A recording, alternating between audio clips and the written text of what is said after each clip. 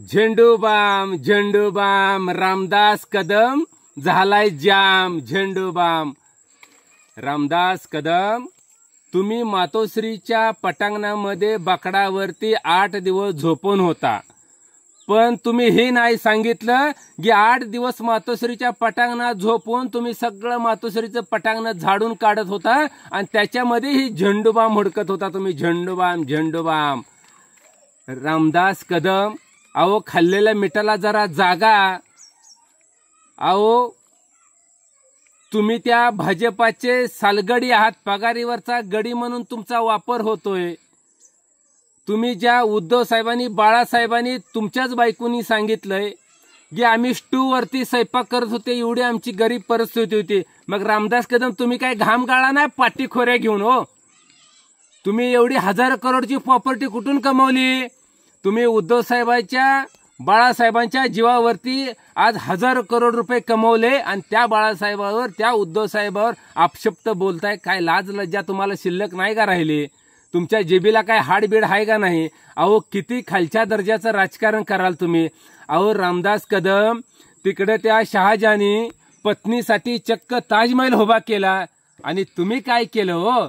अहो तुमच्या पत्नीसाठी चक्क बाया नाचवण्यासाठी डान्स बार काढले।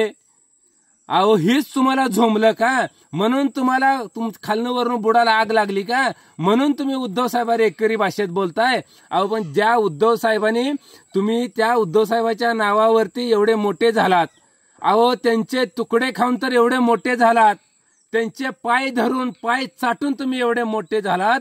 रामदास कदम, हे विसरून जाऊ नका। तुम्ही जर नीतिमत्तेशी गद्दारी करत असाल, तुम्ही जर खालच्या पातळीचं राजकारण करत असाल, तुम्ही 50 खोक्यावर विकून तुम्ही जर या राज्याशी, या राज्यातल्या जनतेची जर गद्दार वागत असाल, तर तुम्हाला महाराष्ट्रातली जनताच काय सोडा, पण तुमचे नातू देखील, तुमच्या पोराची पोरं देखील तुम्हाला माफ करणार नाही। ती एक वेळ आल्यानंतर हेच तुमच्या पोराची पोरं तुम्हाला धक्के मारून घरातून बाहेर काढल्याशिवाय राहणार नाहीत, कारण तुमचा पापाचा घडा आता भरलेला आहे। रामदास कदम, अरे तुम्ही 3दा झेंडूबाम लावून रडायचं सॉंग करताय। अहो तुम्ही तर खूप मोठे सोंगाडे आहेत।